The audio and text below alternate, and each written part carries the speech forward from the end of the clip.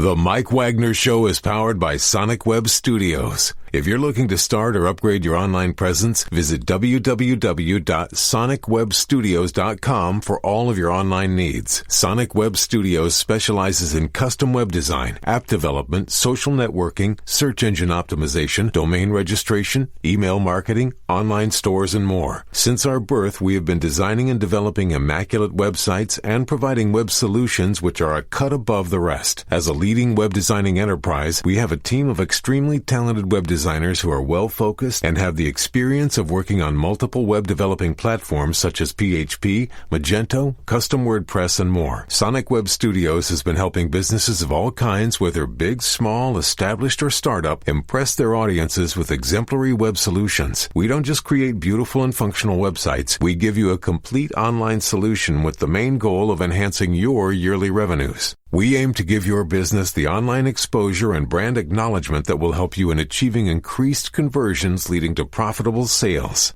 Call 1-800-303-3960 or visit us online at www.sonicwebstudios.com to get started today. Mention the Mike Wagner Show and get 20% off your project. Sonic Web Studios. Take your image to the next level.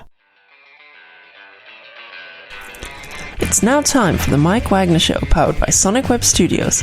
Visit online at sonicwebstudios.com for all your needs. The Mike Wagner Show can be heard on Spreaker, Spotify, iHeartRadio, YouTube, iTunes, Anchor FM, Radio Public, and the MikeWagnerShow.com. Mike brings you great guests and interesting people from all across the globe. So sit back, relax, and enjoy another great episode of the Mike Wagner Show.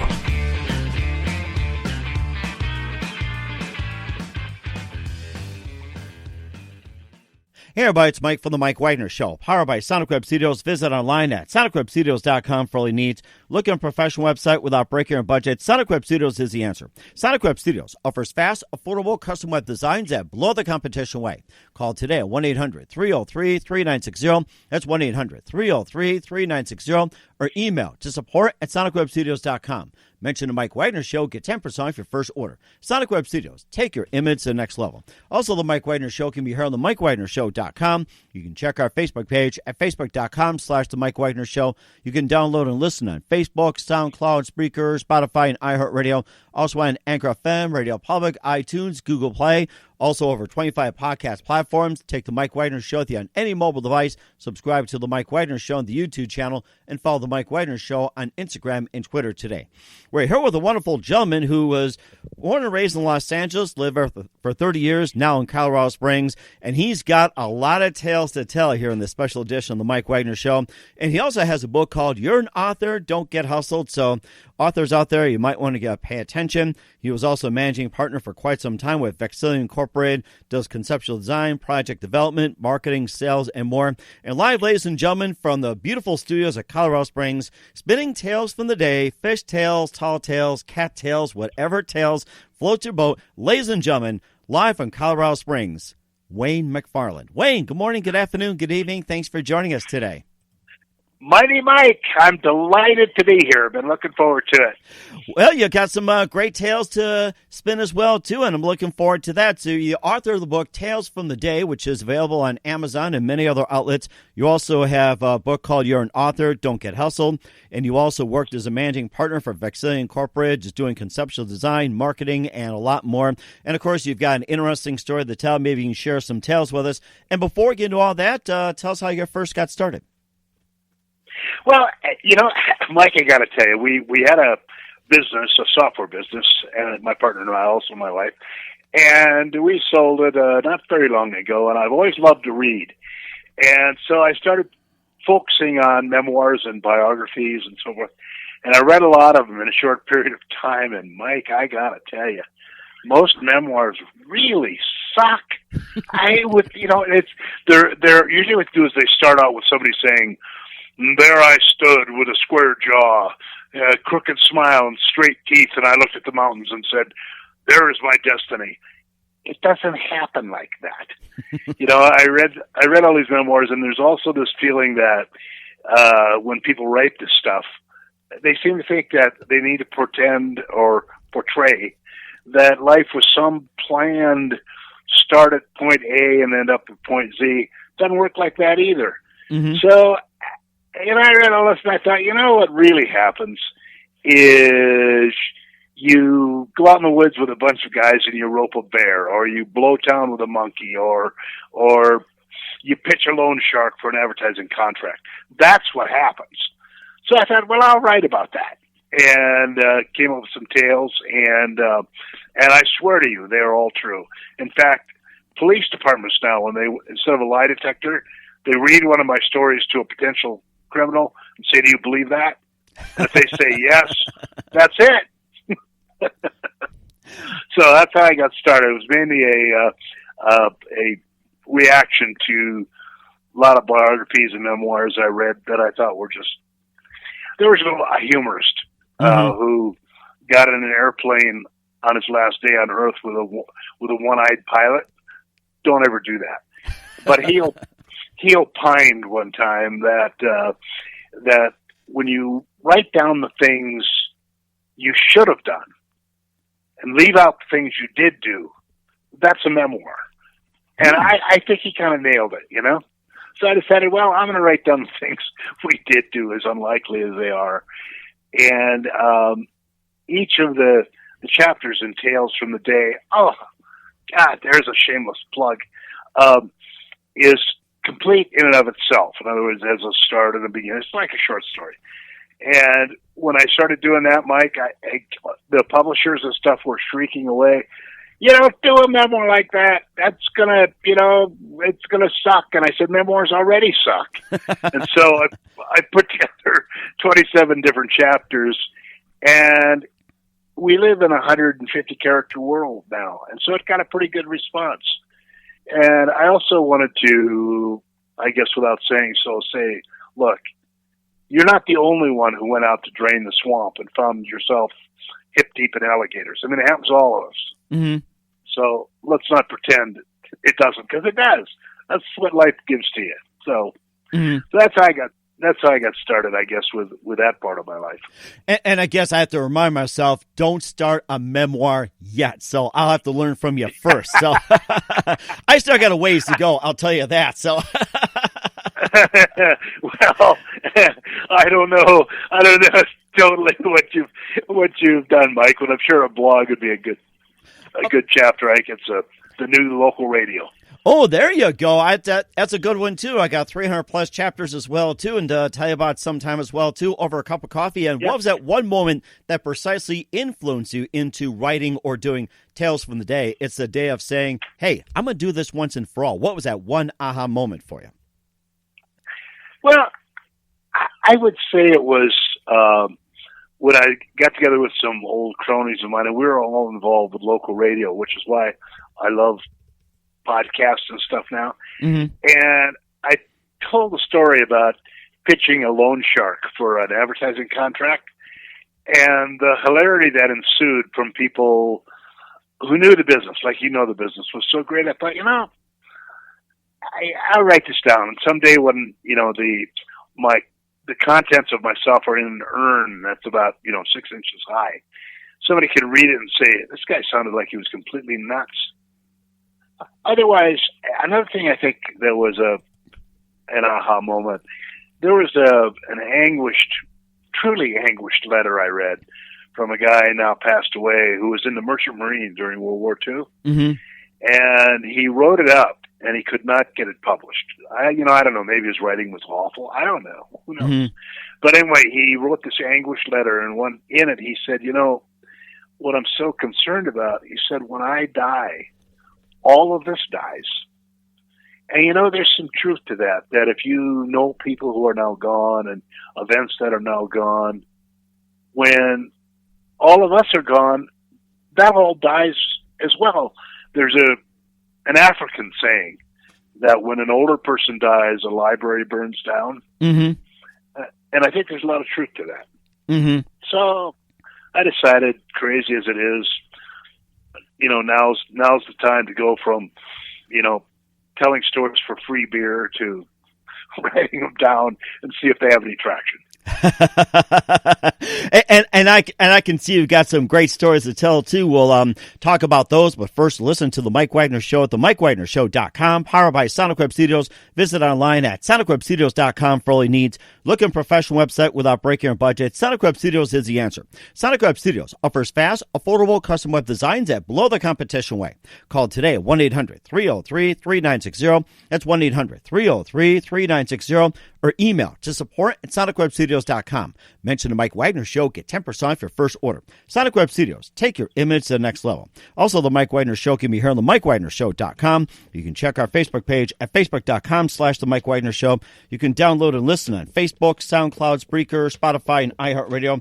Also on Anchor FM, Radio Public, iTunes, Google Play, and over 25 podcast platforms. Take the Mike Wagner Show with you on any mobile device. Subscribe to the Mike Wagner Show on the YouTube channel. Also follow the Mike Wagner Show on Instagram and Twitter today. We're here with author Wayne McFarland from Tales from the Day here on the Mike Wagner Show. It's currently available on Amazon and other book outlets. And also, he also wrote the book, You're an Author, Don't Get Hustled. And before to get to some of his tall tales, fish tales, cat tales, or whatever tales you have from Tales in the Day, let's talk about your book, You're an Author, Don't Get Hustled. And tell us more about the book and how'd you get started on it?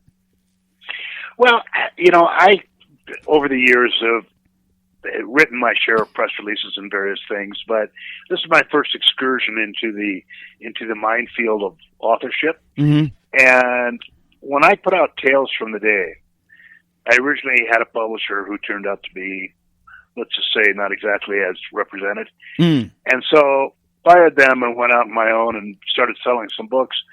And Mike, I gotta tell you, authors need to know that descending upon them will be a legion of con people and flim-flam artists and people who promise, you want to be a bestseller? Give me $2,000, you're in, right? Right. And I thought I spent some time in Hollywood, and I thought I was pretty sophisticated.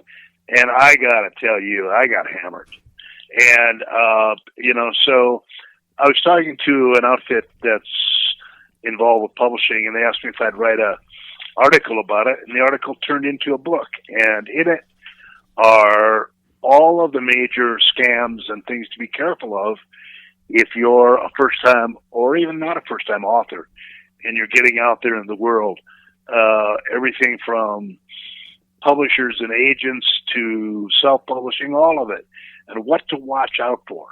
Because there's people out there who all they're interested in doing is fattening your ego and slimming your wallet, Mm-hmm.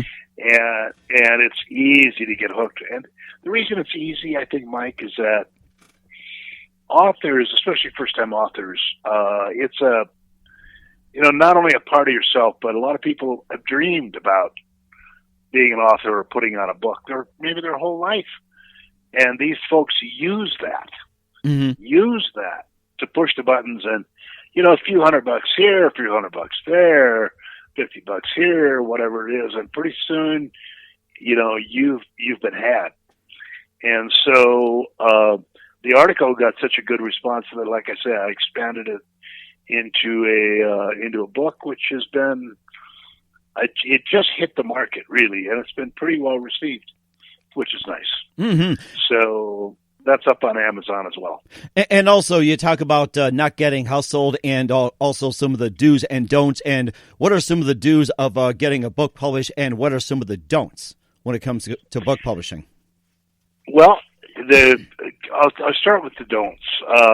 It's easy to self-publish now, and there's a lot of folks out there.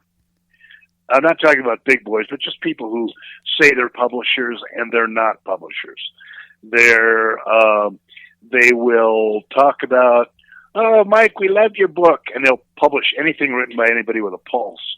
And they say they'll get you on Amazon and all this, which you could do yourself in about 5 minutes.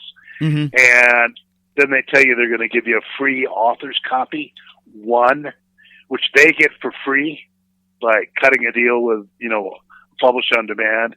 And then they tell you they'll show you how to advertise your book so it'll become a bestseller. Now, if you're with a legitimate publisher, they do the publicity. Mm-hmm. These folks come to you and say, Mike, we loved your book. We've got a promotion that'll get you on, exposure of 3 million views on Facebook, and we'll do a co-promotion, right? Mm-hmm. Mike, you put up $1,000, and we'll put up half, and we'll do a co-promotion. And then later you find out the cost of the whole promotion.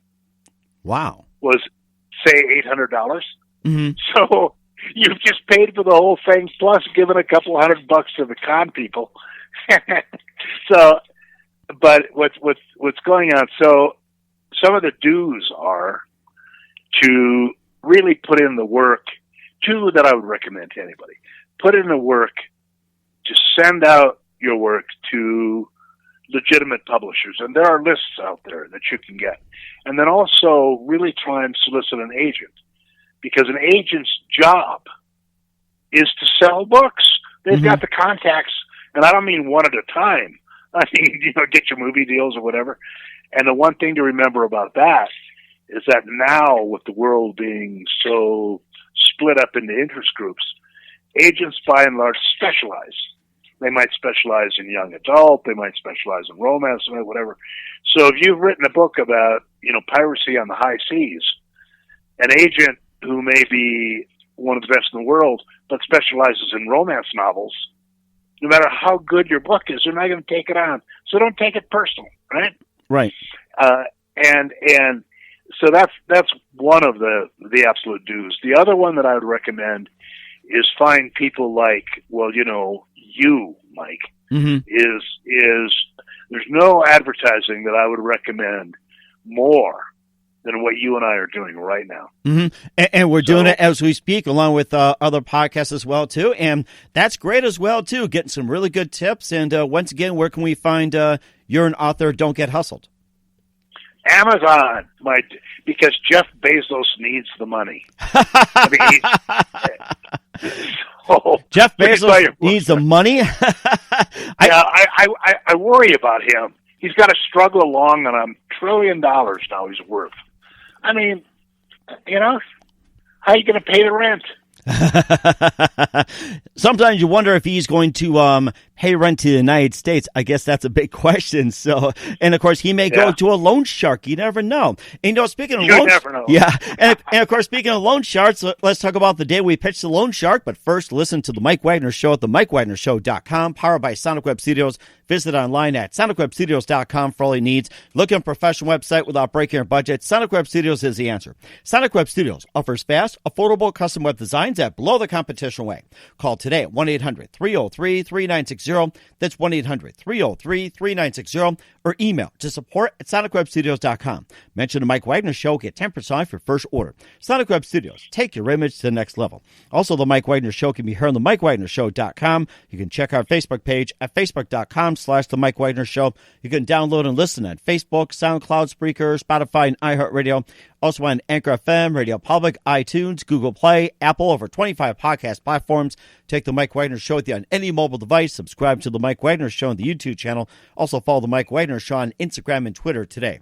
We're here with author Wayne McFarland from Tales from the Day here on the Mike Wagner Show. We talked about how he got the book started, also his previous book, You're an Author, Don't Get Hustled, and he's been a managing partner for over 35 years with Vexillium Incorporated and coming from Los Angeles over the Colorado Springs.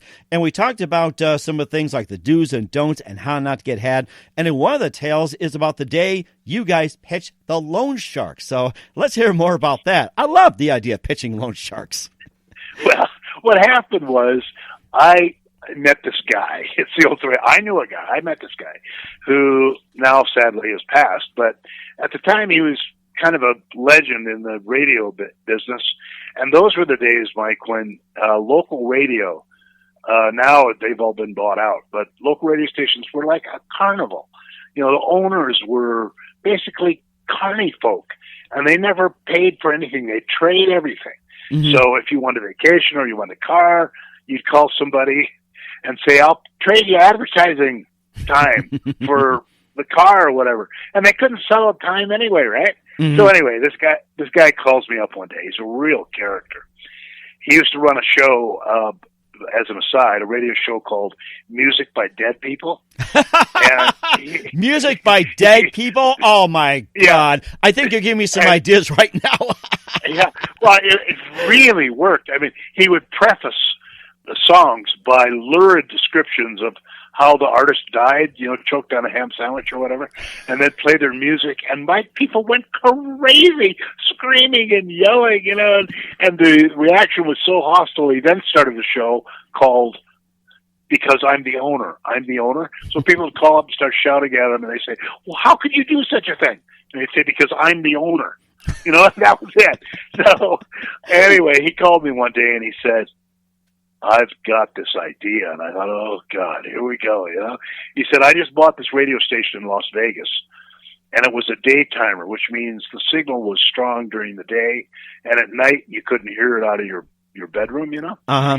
And so, but it covered Las Vegas, and there's nothing else there except lizards, so he had that. So he said, here's my idea.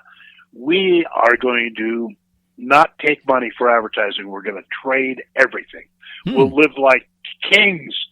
All the best food, all the best shows, blah, blah. And I thought, oh, man. And he offered me a little money, what he called walking around money. So I thought, okay. So I went into the station, and one day and we did live like kings, Mike. I mean, because, if you go to somebody with a restaurant and say, hey, I'd like, 50-some steak dinners, and here's, 30 commercials or whatever. It was an easy sell. Mm-hmm. Bartering, that's right. Easy, yes. And you're making me hungry for some. Well, the IRS found out about it, so it ain't like it used to be, believe me.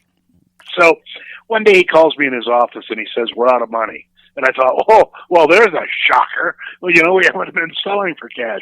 And he said, we are going to go get a year cash in front contract from Big Mike at Big Mike's bail bonds. And Mike, I was new to Las Vegas, but even I knew that Big Jim at Big Jim's bail bonds was the most notorious load shark in Las Vegas. And that's saying something, Mm-hmm. And I said, the guy's name was Frank. I said, Frank, I don't know if this is a very good idea. And he said, no. I even made a commercial for him. And he played this commercial, and Mike, it sounded pretty good. Uh-huh. It was a really, really good radio voice like yours, and they were talking about, if you get in trouble with the law, call Big Jim, and there was music in the background. It sounded pretty good. So I said, all right, I'll go.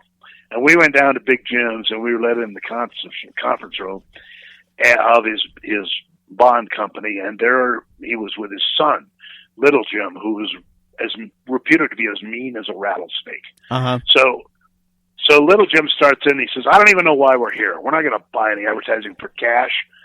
And Frank, my friend, the owner of the station, said, I've even done a commercial for you guys at no charge.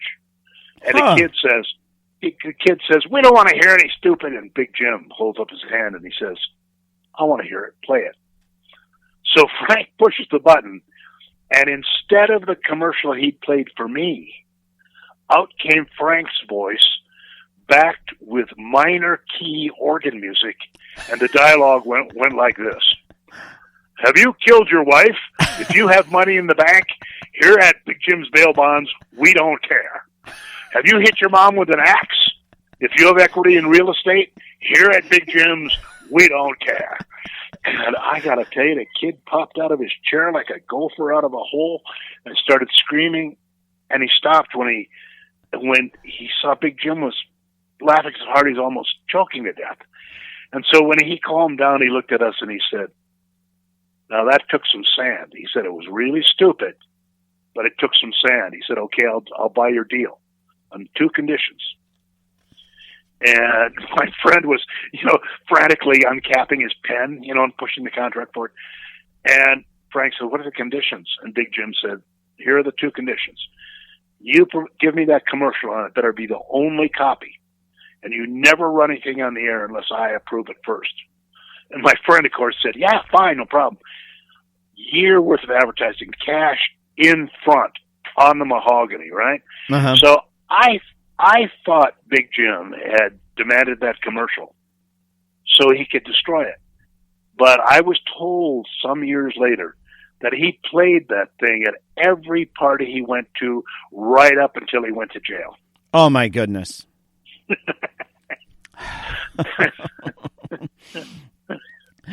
Oh, you my go. gosh.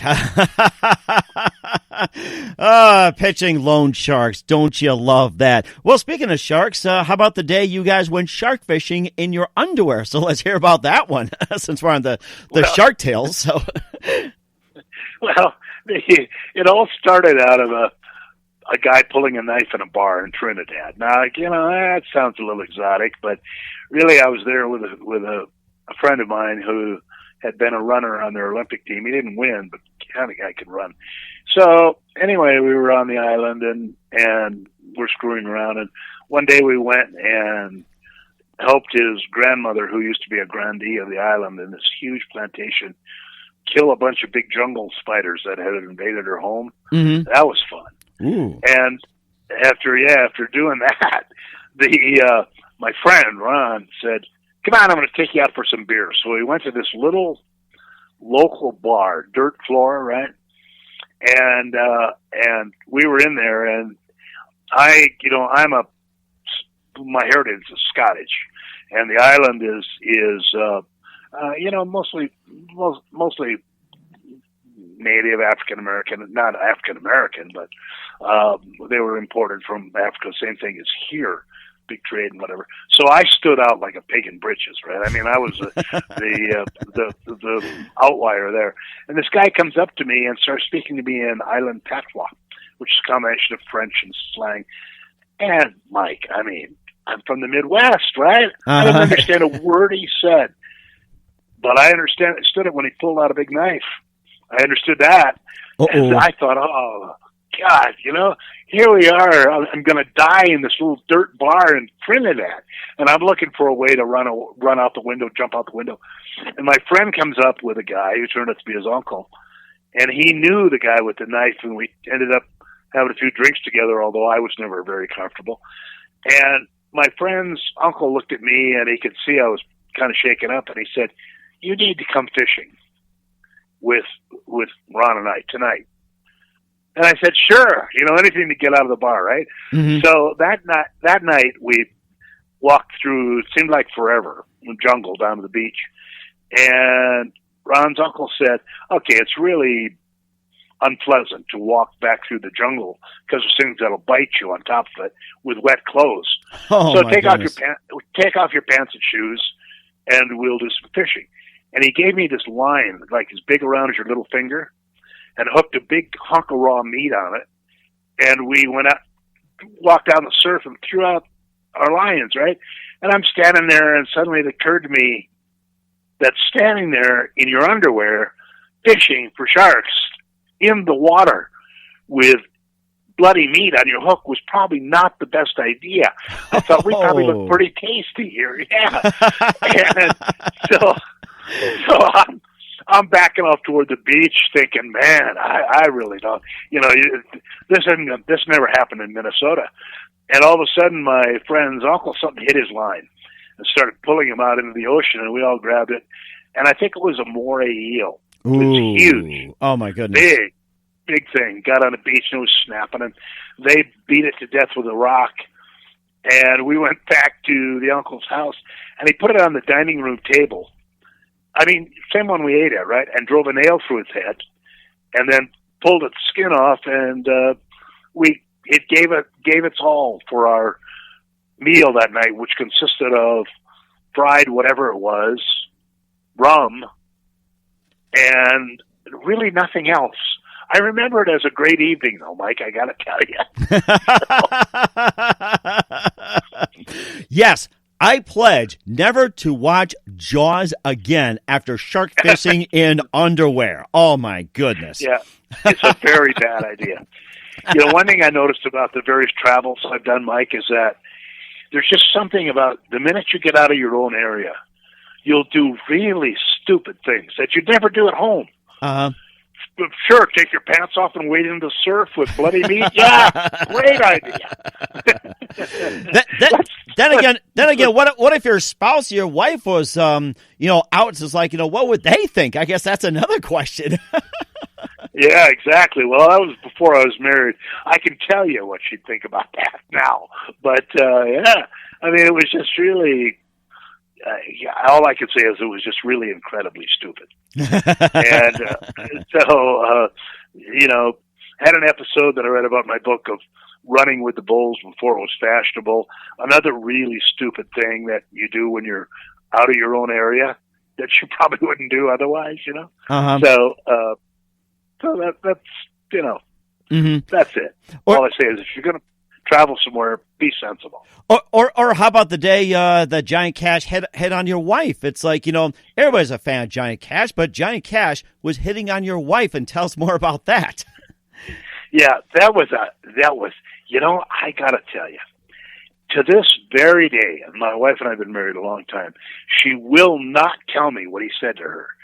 And how we got into that situation was I was doing some production work when lasers first came out. So we were opening live shows, and I got a call one day, and this guy said, "Hey, bring your lasers and come on into Tulsa, Oklahoma, and we want you to do a little opening for the Country Music Awards." Can you believe that? It was going live, to like a third of the country. And so we rolled in there, and the show was being produced by a prominent singing family. They're still around, but they had never produced a show before, and they kind of oversold their skills. Oh, and I figured that out. Mm-hmm. I know how that goes. Yeah, exactly. And I figured that out when the sound man and the light man were having a fist fight on the stage about 3 a.m. because nobody had time enough to set up.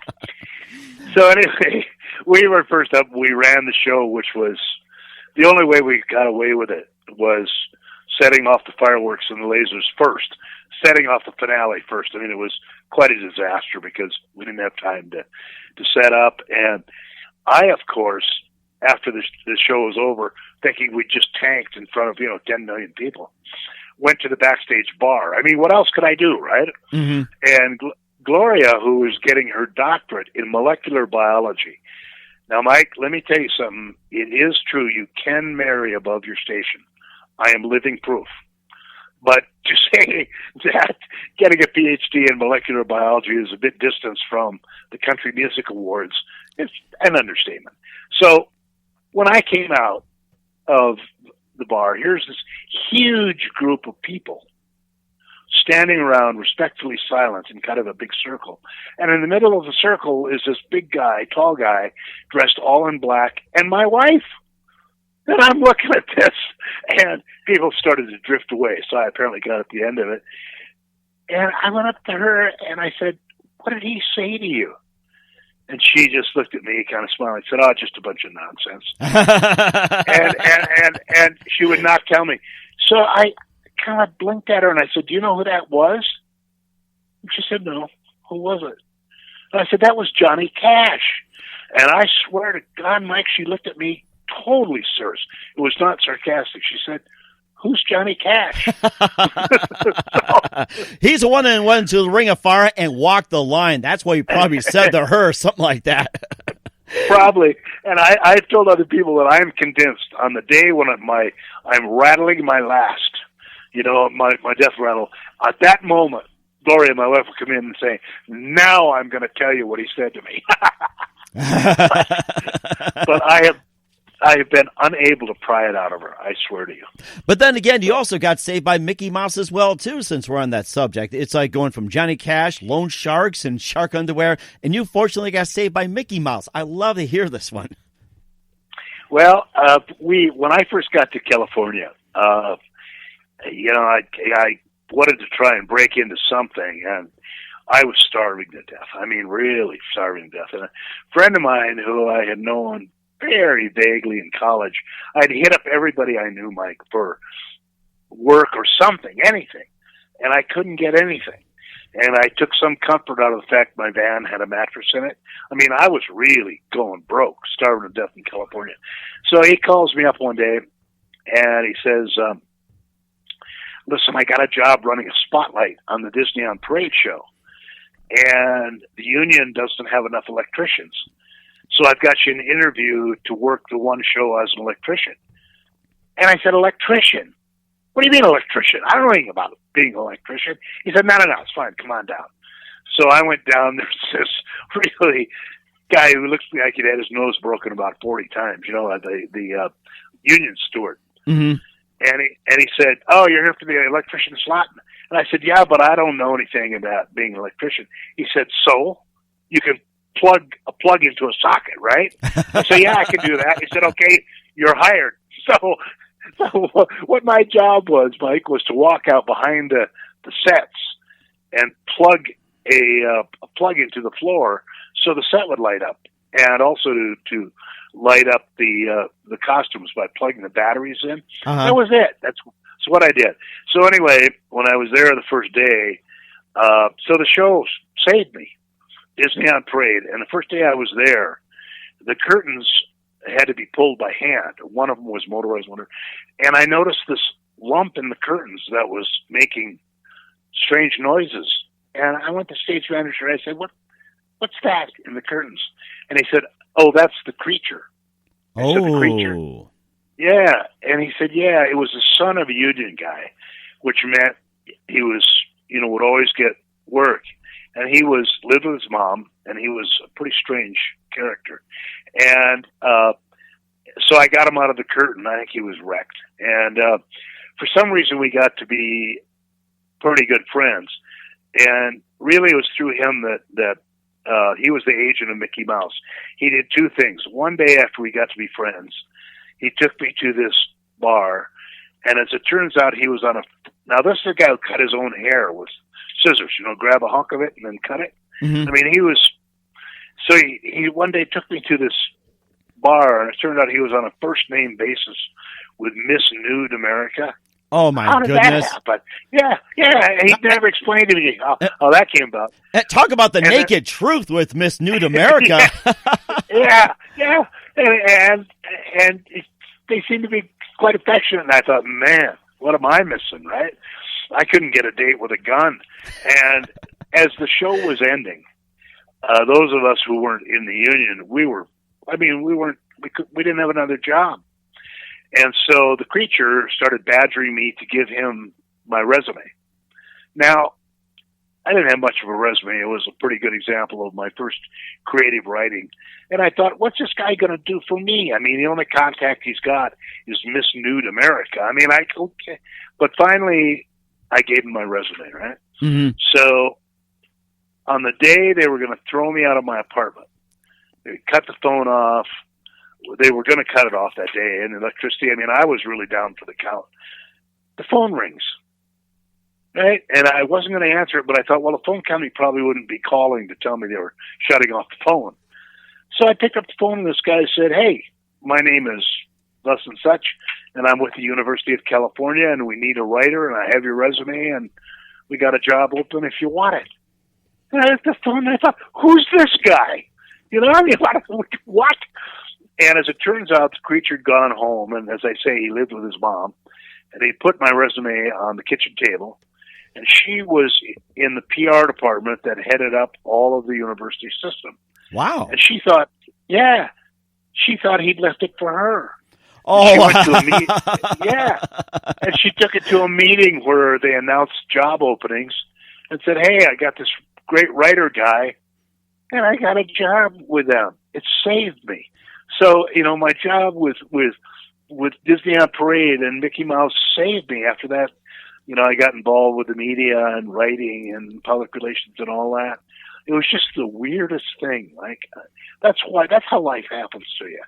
That's exactly how it happens to you. It sounds like it's no Mickey Mouse feat, and you have to say that. And yeah, it's a small world after all, definitely. So, and of course, we normally have more tales as well, too. But you can also pick up his book, Tales from the Day by Wayne McFarland on the Mike Wagner Show. It's published on Amazon. And of course, just a few minutes here. We'd love to have him back on very soon as well, too. Who are some of your favorite writers growing up? I'd have to say probably these are people who are really gone. I'd have to say Will Rogers was probably one, and Wiley Post was another, and Mark Twain, of course. And mainly, I like the wry kind of take on life. There was also a Southern writer who wrote a great book, called "Don't Squat in the Garden, Granny, 'Cause Those Taters Got Eyes." I mean, that kind of thing. And I've always liked that kind of sort of humorous take on day-to-day living. So that was pretty much where my interest took me in those days. That's amazing, too. And who do you consider biggest influence in your career? Well, strangely enough, the guy that I told you about who took me to pitch the Loan Shark Mm-hmm. was undoubtedly one of them, just because, you know, I hadn't been involved with broadcast or radio or anything like that. And he was so crazy with his music by Dead People and that kind of stuff. It really, I think, was an inspiration in the sense that people who do that sort of thing, Mike, it's like what you're doing. I mean, you're really putting yourself out there, whether it's, you know, a humorous show or whatever, because you don't know for sure how people are going to react. Mm-hmm. You don't know. So, you know, you put it out there, and if your ideas, your sense of what's going to work is correct, and you can't teach that. Mm-hmm. You just got to have that. If that's correct, you win. If not, you get the crap beat out of you, you know? Right. And I exactly know how it is. Been doing it for quite some time, 35 plus years. I know how it goes. And what's the best advice you can give to anybody at this point? Best advice, I think, is get yourself out there, and when something starts to happen, just go with it. I mean, a lot of people, I'm sure that's been your experience in broadcast as well. Mm-hmm. A lot of people, something will happen, and their first reaction is, "Oh, I've never done that. I can't do that." Whatever. And most of the funny things that happened to me were things that I'd never done. And somebody say, "Hey, we want you to do X, Y, and Z."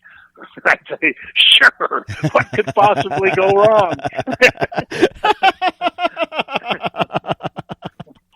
Oh my goodness, that could be another Tales of the Day too. And speaking of Tales of the Day, what can we expect from you in 2020 and beyond from you? Well, you know, the version of Tales that's out there now is expanded. I added about 100 pages to it. So the book, because I was going to write a second one, and you know, Mike, I got through about 8 more chapters. And I realized I just squeezed the lemon dry. You know, when you're, at least for me anyway, as a writer, when I ran through what I viewed as stories that had some punch to them, I just couldn't. I'm not good at making up stuff like that. I think if they don't have the ring of, if not truth, at least the ring of craziness, I'm not good at making up stuff like that has resonance. Mm-hmm. So I stopped, and I'm kind of thinking I might try my hand at a kind of a fun whodunit, you know? Oh, that would be fun. Yeah, I think so. Yeah, that sounds great, and keep us up to date on that. We'd love to have you back on very soon. Once again, author Wayne McFarland of Tales from the Day here on the Mike Wagner Show. Wayne, it's been a great pleasure. A big thank you for your time. You've been very, very fantastic, and I mean, I got some great laughs from you. Looking forward to having you on soon. Do us a favor, keep us up to date. Once again, tell us about your upcoming projects, what's your website, how do people contact you, where can people purchase your books? Well, thanks, Mike. I've got 2 websites. One is talesfromtheday.com, and the other is waynmcfarland.com. And you can get a hold of me through them, and I'd love to hear from you. My books can be purchased on Amazon. That's really where I'd recommend, because of my deep concern for Bezos. And so Tales from the Day and You're an Author, Don't Get Hustled can both be purchased on Amazon quickly and easily. So there you go. And thank you, Mike. That was a great opportunity for a plug. And fantastic as well, too. Wayne, a big, very, very big thank you for your time. You've been fantastic. Looking forward to having you again soon. Do us a favor. Keep us up to date. Love you to have back on sometime in 2020 and beyond. Keep us up to date. You've been absolutely fantastic, and looking forward to more Tales from the Day for you. You've been great. Thank you, Mike. Thank you very much. It's been just terrific. The Mike Wagner Show is powered by Sonic Web Studios. If you're looking to start or upgrade your online presence, visit www.sonicwebstudios.com for all of your online needs. Sonic Web Studios specializes in custom web design, app development, social networking, search engine optimization, domain registration, email marketing, online stores, and more. Since our birth, we have been designing and developing immaculate websites and providing web solutions which are a cut above the rest. As a leader leading web designing enterprise, we have a team of extremely talented web designers who are well-focused and have the experience of working on multiple web developing platforms such as PHP, Magento, custom WordPress, and more. Sonic Web Studios has been helping businesses of all kinds, whether big, small, established, or startup, impress their audiences with exemplary web solutions. We don't just create beautiful and functional websites. We give you a complete online solution with the main goal of enhancing your yearly revenues. We aim to give your business the online exposure and brand acknowledgement that will help you in achieving increased conversions leading to profitable sales. Call 1-800-303-3960 or visit us online at www.sonicwebstudios.com to get started today. Mention The Mike Wagner Show and get 20% off your project. Sonic Web Studios. Take your image to the next level. Thanks for listening to The Mike Wagner Show, powered by Sonic Web Studios. Visit online at sonicwebstudios.com for all your needs. The Mike Wagner Show can be heard on Spreaker, Spotify, iHeartRadio, iTunes, YouTube, Anchor FM, Radio Public, and themikewagnershow.com. Please support our program with your donations at themikewagnershow.com. Join us again next time for another great episode of The Mike Wagner Show.